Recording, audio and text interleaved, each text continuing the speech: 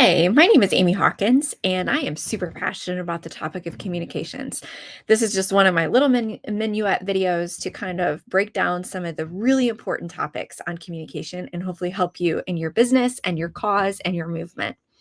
One of the things that I love telling people is that everything about us communicates something, literally everything.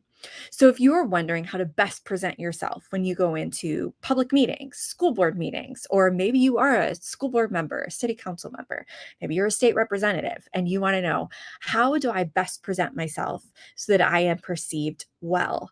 We all have to remember, perception is reality. We can make the argument in our head to say perception doesn't really matter. But when it comes down to the psyche of the human, so much of the message that is picked up is from what we perceive. So, here are some basic guidelines for things that you can do to make sure you're putting the right foot forward. First of all, is to remember everything communicates something about you. So, when you go to an event or you go to a meeting, what are you wearing? What gear do you have on and what message does it say? And remember that oftentimes what you wear will be an interruption to any of your target market actually hearing what you have to say. So here's what I mean by that.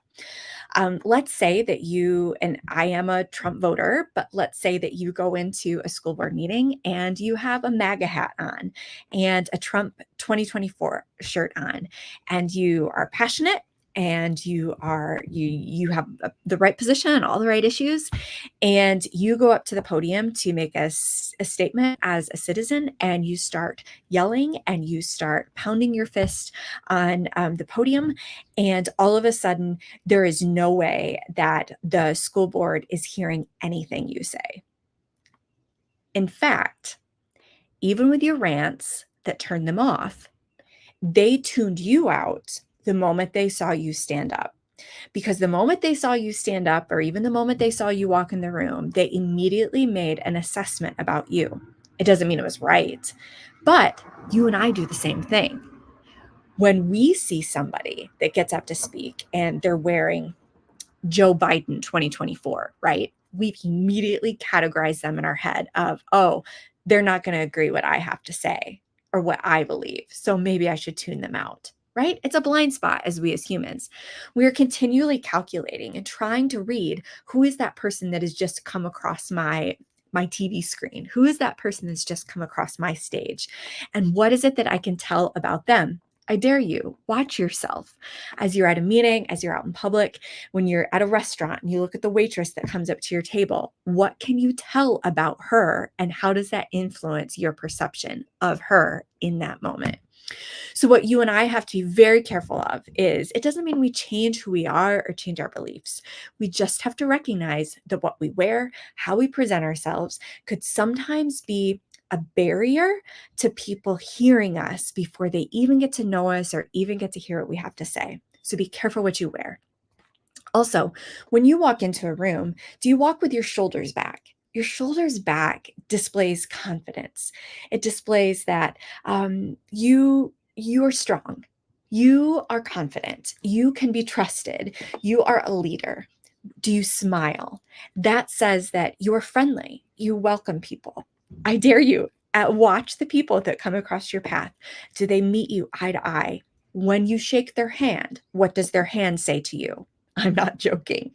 When you shake somebody's hand and it's limp, what does that tell your psyche? It tells your psyche, maybe they're nervous, maybe they're hesitant, maybe they're not very confident. Now, it doesn't mean that it's always right, right? It could be an individual that has the condition of a hand and they don't have very strong hand muscles. That's okay. It's always just us being aware of what we are doing and how we are presenting ourselves and how that could be perceived. Sometimes when we go to shake a hand, we need to do it with firmness. You don't want to break somebody's hand, but do it with strength and confidence. Smile, look people in the eye, hold your shoulders back, make sure there's space between you and the other person you're talking to, because everybody has a personal bubble, right? If you start yelling to somebody in their face versus speaking passionately but standing a few feet back, it's going to come across completely different. You and I have to remember that we are a walking billboard. Who we are, what we believe, what we wear says something about us. But most importantly, it reflects how and what is happening on the inside of us. The smallest unit of government is not your township, but it's what's going on the inside of you.